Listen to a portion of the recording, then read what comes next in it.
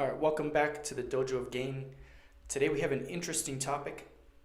Is life better in the U.S. or in Europe? Now this is interesting to me considering they're both first world countries and each one tends to have its specific benefits. And a lot of people from Europe will say that they prefer Europe 100% to the U.S. A lot of people from the U.S. obviously are going to say that they prefer the U.S. So let's see what's on this video and what the comparison is. Plus, I've never been to Europe, so let's see. It turns out humans are not the same everywhere. Who you are is at least partially influenced by where you are. Your environment literally has an impact on you. And if you don't believe me, studies show this. And this is a dynamic that's influencing all of us, including me, as I've moved from one continent to another. The tug of war between the US and Europe is just so intriguing to me. It just feels like this endless battle between the...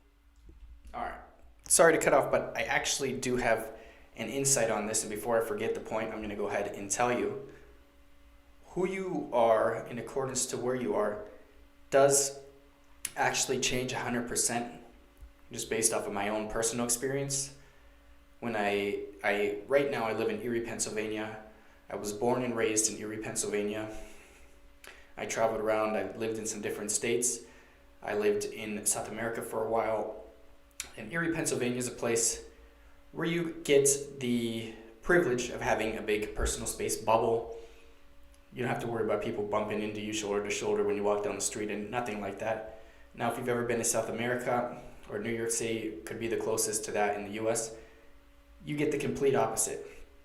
You have no personal space. People are going to be walking shoulder to shoulder with you.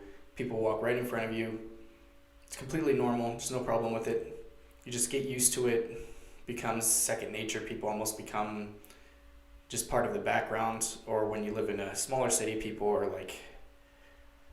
they're people. They're individuals, right? Your perception sort of changes, but a difference that I noticed coming back to Erie is people will be very far away from me and they'll say, "Excuse me," but I don't feel like, we're in each other's way. I don't feel like it's necessary. And sometimes when I walk near somebody in a store, I'll get a weird look at I gotta say excuse me if I'm near somebody. My brain's already been rewired to not feel uncomfortable being near people due to living in a more populated area.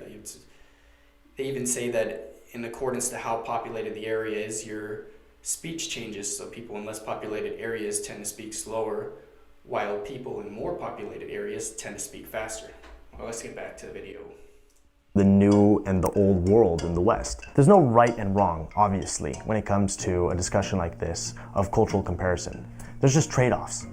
It turns out that you can't have it all. I think the human race really benefits as a species from our differences. Plus, it's really fun to articulate the things that I'm seeing take place in the world. And so that's the inspiration behind this piece, comparing the life that I've lived for 19 years in the US to the one that I've lived for 5 years here in Europe, and how my view of things continues to evolve. Now, national stereotypes are nothing new, right? One of the easiest ones to point to is the idea that there's more introversion in Asia, for example. Generally speaking, massive generalization, and more extroversion in other places, like Brazil. There are exceptions to all generalizations, right?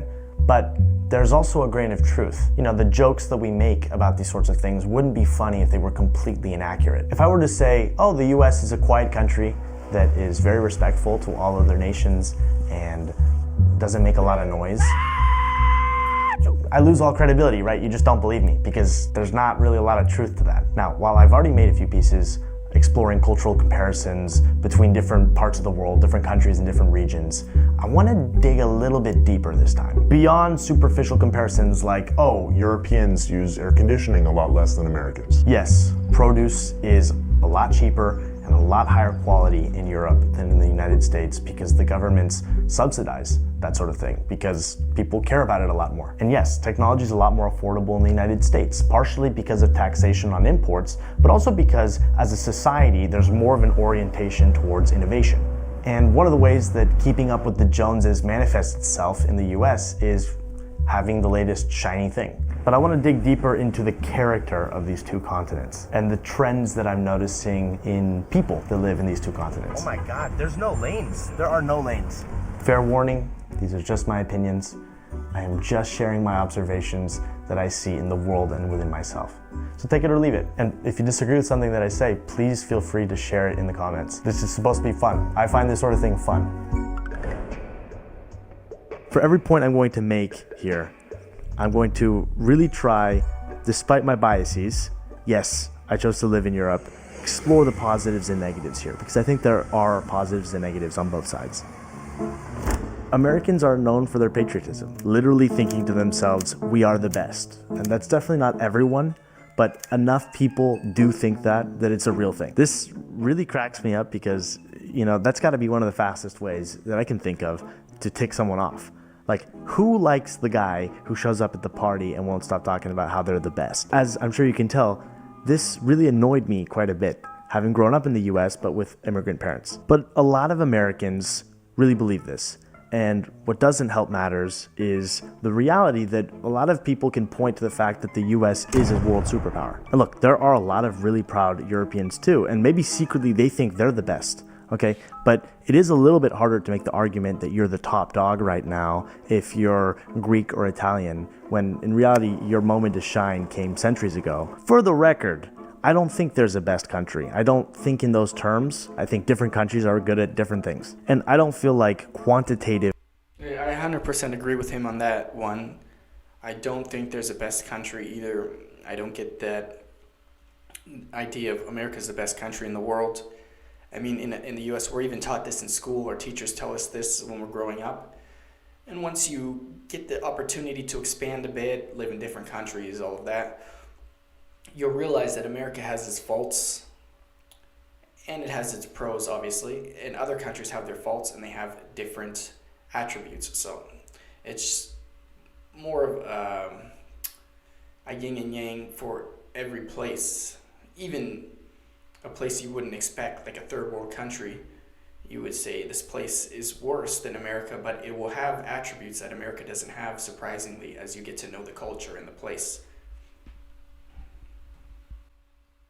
Measurements like GDP say anything about the quality of a country. Now, the reason I bring all of this up is because of a weird feeling that I get when I return to the US. It's this feeling that I'm in the center of the universe, and obviously I know that's not the case, but the relationship between the US and Europe doesn't work the same way both ways. Here in Europe, there's a steady stream of news coming from the US, but when I'm over there, it feels like there isn't much talk about what's going on in the rest of the world unless something really big happens, like a war. Most mainstream media barely covers what's going on internationally, and unless you're a worldly American, and there definitely are some of those out there, you don't have very much of an idea of what's going on out there. In many ways, the US does feel geographically isolated. And maybe that's because the distance between Los Angeles and Las Vegas is bigger than the distance between Paris and London. It does feel like Europe is closer to a lot of the rest of the world. And because the distance is smaller, you can't pretend that there aren't neighbors all around you. France cannot pretend Germany isn't like right there. I personally believe this is a major factor in how we ended up with the stereotype that Americans are terrible at geography, world geography. Maybe also the stereotype that a lot of Americans are uncultured. And speaking of that, actually, culture is a confusing word. There's something extremely interesting to me about the whole conversation about culture. According to a lot of Europeans, the US is a place that lacks culture. But that doesn't make a lot of sense because the US is actually one of, if not the biggest exporters of culture in the whole world. That's one of those things that really shocked me when I moved abroad. Everyone is exposed to the aforementioned American media and therefore American politics and current events. American music is everywhere, it's ubiquitous. Honestly, you could say I'm an export of the United States, and I'm not sure I could argue with that. The US is like always the loudest kid in the room. And even just cities like New York are an explosion of art, and it's one city in a giant country. So what are we saying here really? What are Europeans referring to? I don't think these big mainstream exports are what Europeans are referring to. I think they're talking about what you do on a day-to-day basis and how much that can change from region to region. I'm talking about the customs and traditions that have been passed down for generations, the different regional dishes that come from centuries ago. I'm talking about the superstitions or the different card games or the celebrations that take place that commemorate something that happened before modern day France or Austria or Italy even existed. Bizarre linguistic quirks, beyond the fact that there's a different language every direction you look. Architecture that changes every few hundred kilometers or miles. Am I suggesting that the US does not have customs and traditions? No, it does. I think about Thanksgiving and Halloween and hot dogs and baseball, the Super Bowl. There are a lot of things. It's a big country.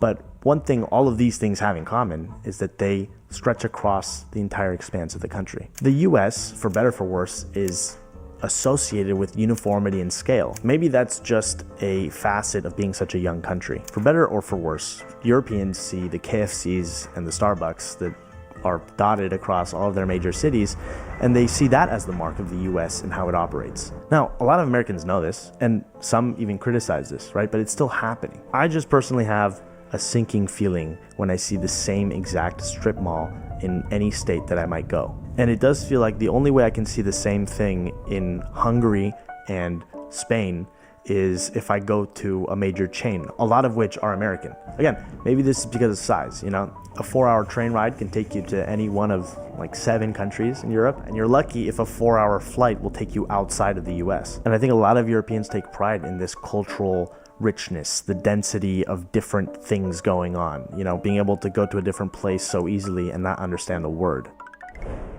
One major difference for me between the Europe and US is the language element. And I know I care about this more than most people, but I do think it has an impact on your experience of each place.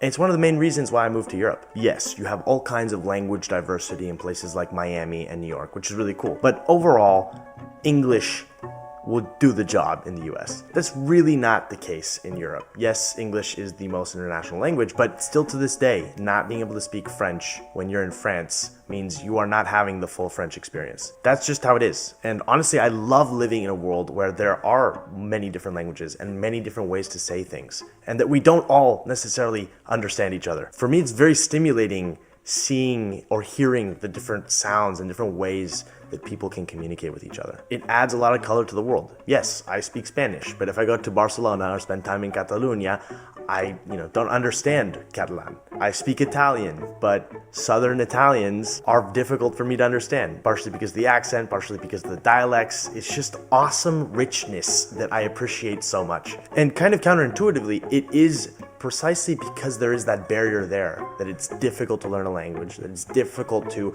decode how people are communicating, that when you do unlock that door, it's like that much more incredible. That is what makes languages so amazing to me.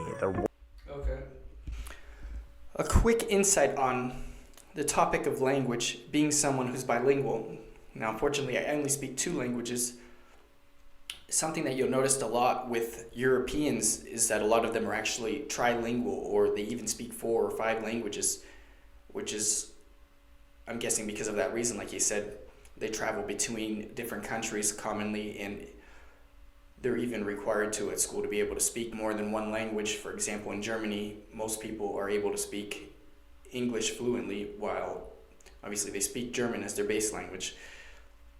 Now, something that people that don't speak more than one language don't realize is that in different languages, there's actually different ways to express yourself that aren't available in a different language. So you actually open yourself up to even experiencing more emotions and ways of seeing the world by speaking different languages. Also, it's almost like it expands your brain in a certain type of a way that you couldn't do otherwise. And even when you switch from one language to another, I'm not sure if this happens as much when you learn a language as an adult, because like I said, I only speak 2. I've studied a bit of French, but I fell off of that, and I didn't get to a conversation level to be able to really know. But for example, if you grow up speaking 2 languages, you almost have 2 different archetypes, 2 different personalities that come out in accordance to the language that you're speaking. It's your hand gestures, your jokes, your sense of being slightly different between the two languages. It's almost like you develop another persona when you have another language. You expand yourself a little bit, and it's something that people that don't go ahead and learn another language, they're cutting themselves short of that experience of being able to expand themselves a little bit, and to also see, it's almost like another world of the way that people express themselves within that other language. You'll see that they express emotions in a different way. They have different words for different feelings that don't necessarily translate exactly the same. There might be one word for a specific feeling that you can translate it, but you would have to use 3 or 4 words in the other language, or vice versa. This is something that I notice just speaking Spanish and English. I'm sure, well, I know for a fact it expands to all languages. Like when I was living in Peru, my roommates were from Europe. I had German roommates, I had French roommates, roommate from Belgium, and I see that when they language switch, they express themselves slightly differently.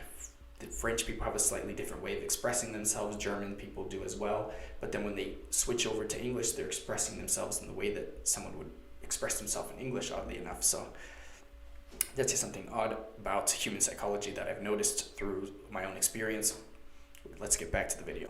World expanding tools. I fell in love with France and with Europe when I did my exchange in France because I was forced to learn the language. I just had to. It's like learning how to think in a new way. There's something so exciting about that to me. Without that, I would have never immersed myself in France. Just what I was saying.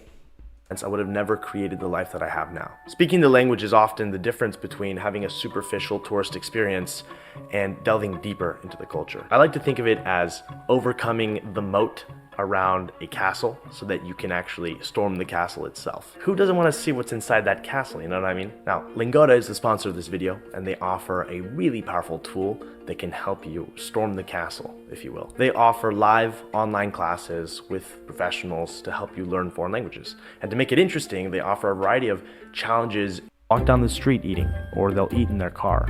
And in Europe, you're never going to see those sorts of things.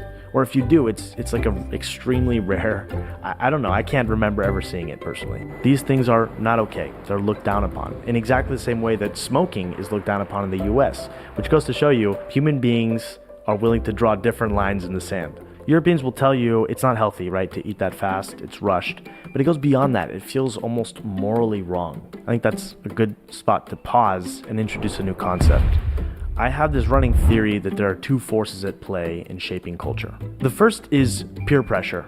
There's always a certain kind of pressure that exists, enforced by the people around you on how things should be, how you should operate. And the other idea is normalization. It's seeing a certain kind of behavior that's very widespread around you to the point where you get desensitized to it and you find it normal. So let's talk about some examples of this. I want to talk about work here for a second, which feels very related to the speed of things in my mind. The US is a super competitive society. There's a lot of peer pressure to work harder and longer, and if you don't, somebody will be there to replace you. No guardrails, no off switch, so it leads to a more imbalanced way of living, I find. This leads to a dynamic where there's very little vacation time, and not just that, people don't take that vacation time. You're lucky to get even a couple of weeks, but it's been normalized to not even necessarily take that time. That becomes a sort of like self-perpetuating cycle. It does feel like there's a fear of stopping. So there's the peer pressure and the normalization of work that's taking place in the US. And the same is at work in Europe, but just in a very different way. In Europe, I feel a sort of peer pressure to not work at certain times, like on Sunday, because it's seen as insane and unhealthy. And because Europeans treasure their vacation time and really stick to it, it has a normalizing effect. I don't look at time off in the same way I used to. I'm coming to realize it's good to unplug, to recharge, to not have everything revolve around work. So there's pros and cons to both sides here, because I think the US is a really incredible place for the ambitious if you want to advance your career. And that feeling of ambition all around you can be infectious. I felt it as like a fresh wave of energy. The only thing is, it doesn't feel conducive to a healthy rhythm over the long term. And the thing about grocery shopping, I was seeing a lot of people order on Instacart or Uber Eats or whatever, and it's not like those things don't exist in Europe, but there's like an emphasis on efficiency in the US. Here in Europe, a lot of people will shop for groceries on a very regular basis, almost daily or every other day, for fresh produce, and they'll buy in season. There's nothing really efficient about that, but it is healthier and tastier. Now, I wanted to talk a little bit more about acceptable behavior, because it's related to this point I made about peer pressure and normalization. There are clearly different ideas about work, but also just what is acceptable behavior in general. I find that there's a lot more of an anything goes kind of attitude in the US than in Europe. Growing up, each year there would be a pajama day, which was this really fun day where you'd go to school in your pajamas. I did this when I was like 11, 12 years old. And I'm not sure what happened. Maybe this has always been the case and I didn't realize it, but it really struck me that I will see adults, full-grown adults, walking around in pajamas in the US. I saw it when I was there just a few weeks ago. I have never seen that in Europe. And in fact, it's funny, the opposite's taking place here in Paris, where women in my life in particular will come and visit, and they feel they cannot go out without dressing well because Paris is such a capital of fashion and looking good, I guess. I do draw a link, I don't know how related they are, but in my mind they're connected, between this casualness and the American dream. You're allowed to dream about things that feel ridiculous or impossible. And maybe that contributes to the startup culture that exists in the US, the entrepreneurial spirit, and of course, I should say there's nuance there. There are differences between the coasts of the United States and the middle of the country. There are differences across the different countries in Europe on this particular issue and all issues. But still, I feel a different vibe when I'm here in Europe. And I have found that this has had a positive effect in my life. This is one thing I'm really grateful for from my time in the US. It's this mindset of like going for it, taking risks, and figuring out a lot of the rest later on. Look, I'm aware that there's a lot of psychoanalyzing going on here. And maybe the way that I see the world. Okay, as far as what he's talking about the U.S. having a more lax attitude, I've definitely seen this just traveling through South America and the U.S. Now, I can't draw the same comparisons as well because I haven't traveled to Europe, but the idea of going to the store in your pajamas, you'll see adults going to the store in their pajamas. That wouldn't happen in Latin America either. People will feel the need to dress nice, be presentable before they leave the house. And I don't see this as a negative thing, honestly. Myself, I think I see it more of a negative thing to just go to the store in your pajamas, be severely overweight and not care. Like these things, there's kind of, there's a way that you can go too far with it. Obviously, you shouldn't be stressed out about the way you look every time you leave the house either. But, for example, being severely overweight, you're basically slowly committing suicide just to be comfortable in the moment. That's not a good thing. So you should have a bit of self-image, a bit of self-respect for your image, you know. Going to the store in your pajamas essentially means that you haven't taken a shower. It gives off an image of being filthy, an image of not having respect for the people around you. I mean, just have to be honest.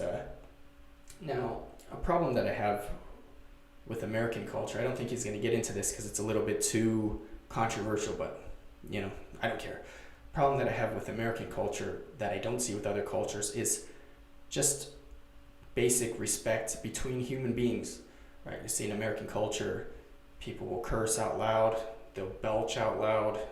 You won't really see that much in other parts of the world. Children will disrespect adults. Children will disrespect even their own parents. There's children that will curse at their own parents.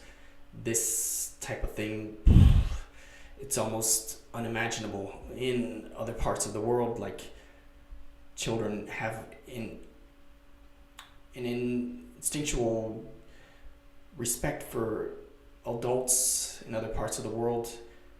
They're not going to curse at their parents. They're not going to disrespect their parents. It's not considered socially acceptable if a child were to behave like that. Even his friends would be like, yo, what's wrong with you? Even young adults have a basic respect for older adults. Like, you won't see respect for elders in the U.S. The respect for elders thing is still intact in a lot of other parts of the world, and I think it's very important for people to have that basic respect. I think it has a lot to do with the degeneration that's going on in U.S. culture right now. Personally, I just have to be 100% honest. If I were to raise a child, I 100% would not raise my child in the U.S. I wouldn't even want my child to be exposed to American culture until they're at least 13, 14 years old, when their personality is more developed. I wouldn't want them to have that negative influence, being disrespectful, of cursing at their parents, all the, I don't know, just not taking their studies seriously, all these things like that are almost considered cool in the US, like somebody who's intelligent might be called a nerd in the US, while in another part of the country, another country, somebody who's intelligent, they'll be looked up to, and that's actually 100% more appropriate, right? Somebody who's intelligent, somebody who's working hard, that's the person that needs to be looked up to, not the lazy person who disrespects their parents. So yeah, I wouldn't even want my kid exposed to that.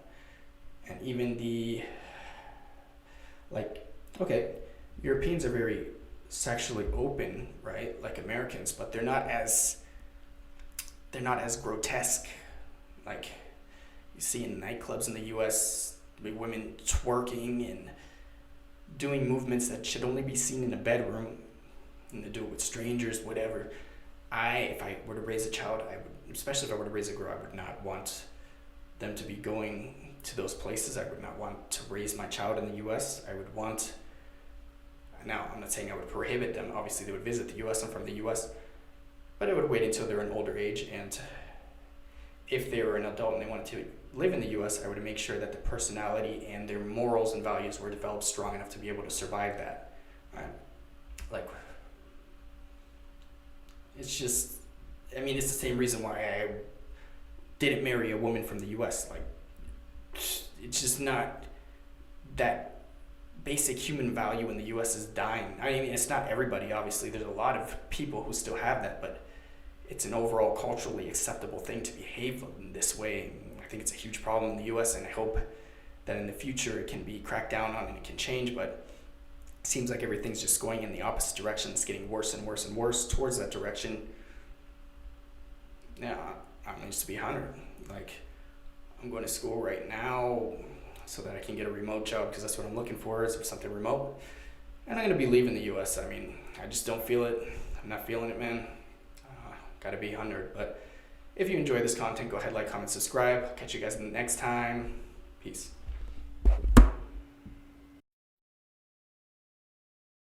Thank